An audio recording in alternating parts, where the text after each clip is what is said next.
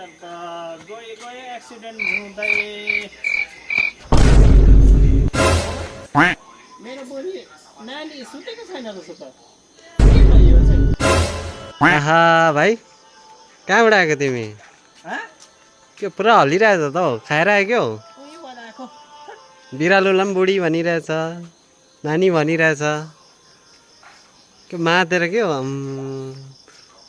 गति छाड्दै हिँड्ने गति छाडेको कुन हिसाबले गति छाडेको भन्छ कुन हिसाबले गति छाडेको त्यो हातको चाहिँ के हो अन्त यो हातको स्पिकर हो नि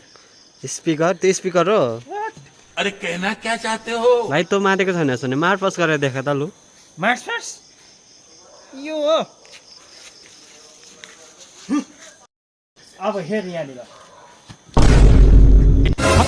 मातेको जोतेको गुड बाय गया